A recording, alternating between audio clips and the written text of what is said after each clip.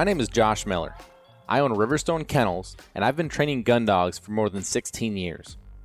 I have field trialed, I've hunt tested, but at the end of the day, I'm a duck hunter. You might find that the duck in our DUK Dogs podcast is spelled uniquely. The UK stands for my British Labs. I love my British Labs. I love what they offer me, both as a part of my family and the high motor in the field.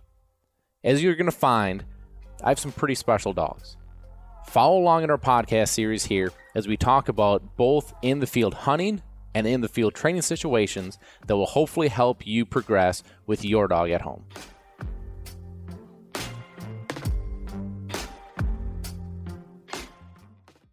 Big thank you to DUK for bringing you this podcast. My dogs are fed DUK Premium Performance Sport 3020. They have been for some time, and I am incredibly happy with their performance, their coat, their recovery, just all the above. So if you're looking for a high quality premium food, check out the DUK Premium Performance Sport 3020. Also, thank you to Gundog Supply. There are very few places that we as gun dog enthusiasts can go to as a one-stop shop for everything we need, whether it's training or hunting. But Gundog Supply is that place. And so, better yet, they are run by great people, which I love. So, gundogsupply.com, make sure to go check them out for anything that you need for your training or hunting endeavors.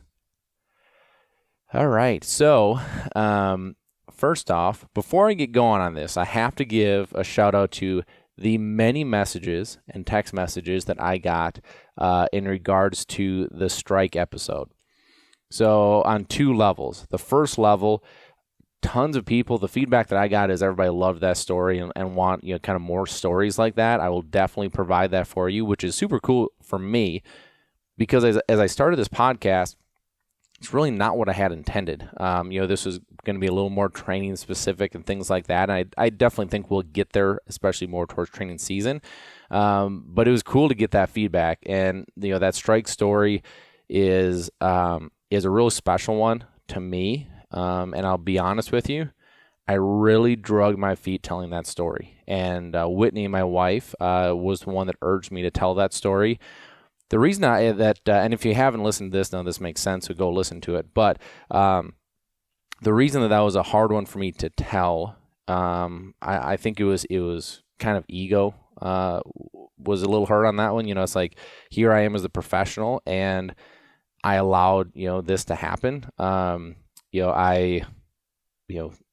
I felt like I endangered his life, and it was really interesting kind of how the feedback kind of came back, and I enjoyed it. So I can't tell you how proud I am of that dog today, and it's incredible the story that kind of went with that, and so appreciate all the feedback there. On the other side, thank you to everyone that pointed out my coughing attack. So I think it's at like the 9 or 9.5 minute mark.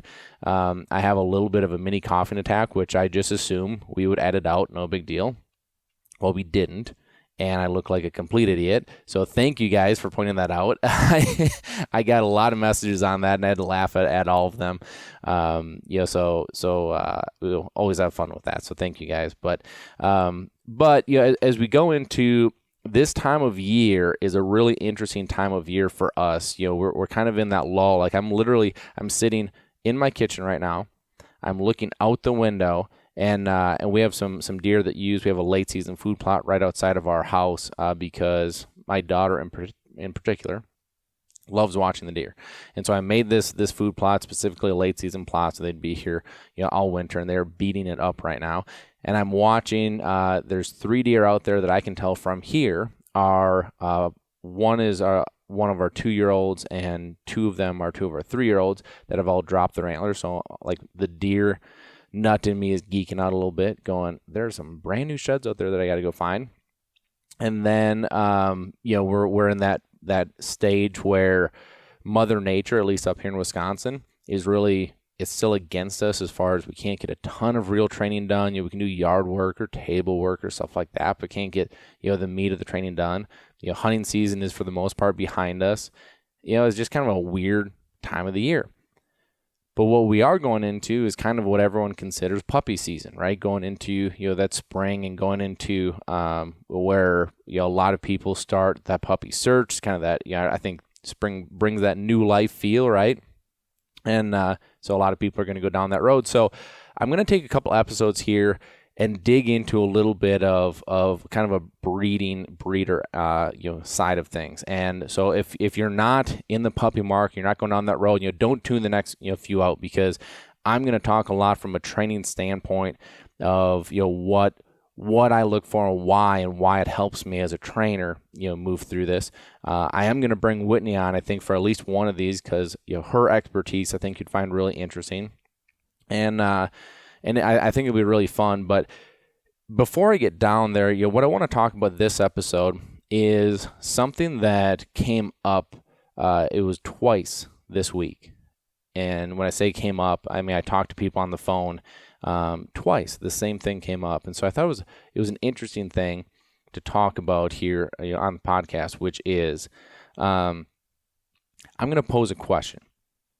I'm going to pose this question for a thought process, a food for thought of if you're going down that puppy search, because I think it's so important before you go, down anywhere, you're honest with yourself of what it is that you want and you need out of a dog. Okay. So when you're doing that puppy, shopping, what are your aspirations as far as your next hunting partner? And I think, keep that in mind here, because the question I'm going to ask is, why is there such a need for people to be quote unquote different? Why is that even a thought process, or thought that comes into your mind when you're looking for a puppy? The reason, I asked this again is what happened this week. So twice this week, I got phone calls from people that was the same exact identical conversation. Okay. And I'm going to pick on a breed here a little bit, don't jump on me, but it's just the truth of this. So 2 people called me this week at the kennel to inquire about training, kind of talk through what is going on, what they have. Both of these people are disappointed in their dog's retrieve drive. Okay. They both want, their dogs to be DUK dogs. They both want, strong retrieve drive. They both had a desire to, run blinds, casting, the whole 9 yards. Both of these people purchased German wire hair puppies. Okay. Again, if you're a German wire hair guy, I'm not saying a wire hair can't be a DUK dog. I'm not saying they can't do some of this stuff. But what I am saying is that they're not a Labrador. And both of these people, when I asked them why it was that they got the puppy that they got, they both had the same answer. Number 1, all their buddies have labs and they want something different. 2 is, I like the facial hair. Those are like the 2 worst reasons to go down, God willing, a 10 to 15 year commitment with a dog, right? Like I understand, so for me, I have my pickup is like a metallic gray color. I had always had white, but all my friends had white. So I was like, I want something different. Like to me, kind of makes sense. But to get a different breed of dog than what you really ultimately want, because you want to be quote unquote different, is not, in my opinion, is not the right way to go here. Because as I ask the questions, okay, so tell me what you want out of this dog. Okay, again, these are very identical conversations. They both wanted a top-notch DUK dog. They wanted a dog that could do both land and water work. They wanted a dog that was going to be a great family member. They wanted a dog that was going to be quiet, calm in the blind, big motor, right? They wanted a dog that, again, ultimately would do blinds, would do hand signals, would do everything, natural retrieve, tons of retrieve desire. And both of them, I did the same thing. Both of them, I stopped them as they were giving me this list. And I said, do you realize you're describing to a T a Labrador Retriever? And the reason that I bring this up is because I think sometimes with training, there's a thought process of, well, you can train anything into a dog. And that just simply is not the case. Now, let's look at the wire hair situation, right? Now, if you wanted a dog that was going to be able to do upland work too and point and do all that whole thing, right? Like, yeah, a wire hair would do that, right? I mean, a wire hair naturally has that instinct of pointing. I can't teach a Labrador to point. That is an instinct. You look at, and I think this is one of the coolest things you can watch, but if you take a 7-week-old, English pointer, English setter puppy, throw a wing down on the ground, those puppies will lock up and point. What I think is so cool about that is that at, again, 7 weeks old, they don't know why they're doing that. They just know that something inside of them is screaming at them that they should be still. That is an instinct. I'm not going to teach that. Mom, dad, grandpa, grandma, all their lineage, all their background gave them that. It's not something we're going to teach.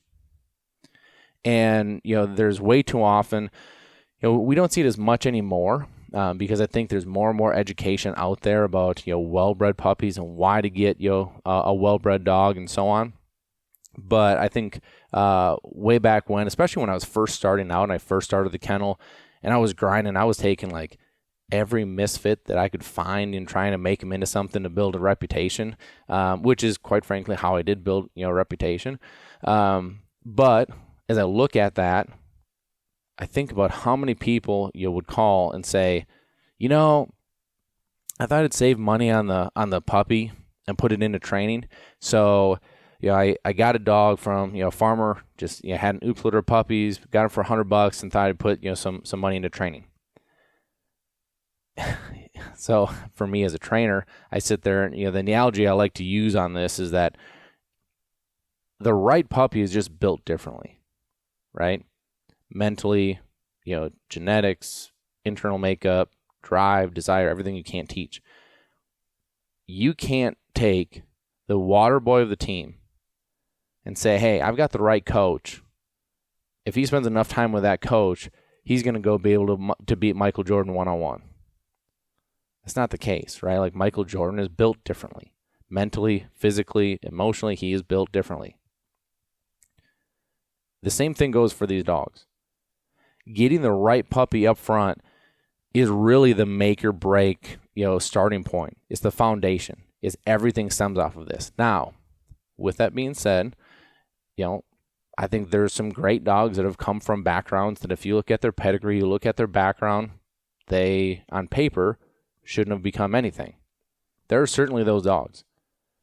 But if you want to put the odds in your favor, and we'll talk way more about this as we dig into, the pedigrees and, why to breed what and everything. And again, this is all my opinion, but it comes from a lot of background and a lot of, trial and error and a lot of, personal experience.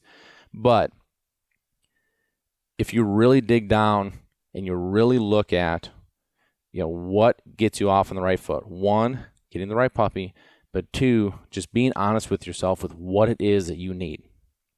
Both of these individuals would have been happier in the long run if they didn't feel the need to be quote-unquote different than their buddies and would have got the right breed of dog to begin with. Would have solved a lot of headache and a lot of issues, right?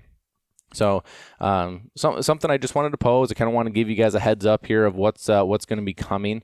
I do think it's going to be really fun. I think it's going to fill a really nice void here. As again, we kind of go through that, not quite, it's end of hunting season, not quite training season yet. And there's some really, really good stuff. And Whitney is incredibly knowledgeable. I think it's going to be super fun to have her, do maybe 1 or 2 of these with me. It'd be really, really fun. So, before I wrap up here, I do want to give a shout out to Sitka Gear. Sitka is a great partner of this show. Top-notch, very top-notch gear. I just got the new whites in. I love them. I'm going to use them for actually more than just snow goose hunting. I'm going to use them for, coyote hunting and everything I have going on here as well. But I have some super cool plans for this stuff come hunting season. So keep this in mind, and I will talk about this come hunting season. I got some cool stuff I'm going to be trying out. So www.sitkagear.com. Go check it out. And then also Lucky Duck. Thank you for Lucky Duck for sponsoring this show as well. If you guys have not seen the Lucky Kennel, go check it out. 5-star crash test rated. It's a great kennel. All my dogs transport in it. You know, it's one of those things that at the end of the day, you put all this time and money into your dogs. Why would you let them ride in something that is not going to keep them safe, right? So Lucky Duck Kennel, I would definitely go check that out. So stick around, you guys, here as we go forward the next couple of weeks. Going to talk a little bit about breeding, talk a little bit about puppy makeup, things like that. I think it's going to be super, super interesting, super fun. And then, again, to those messages, keep sending those messages in. If there's stuff you guys want to hear, stuff you want to talk about, I love that feedback. It kind of keeps me motivated and keeps me having fun with it. So be sure to send that stuff in. So hope you guys have a great rest of your week, and we will talk to you soon. Thanks for listening. Be sure to follow us on Facebook and Instagram. Leave us a review on iTunes, and a special thank you to Eukanuba, because without them, we couldn't do what we do here, bringing this information to you.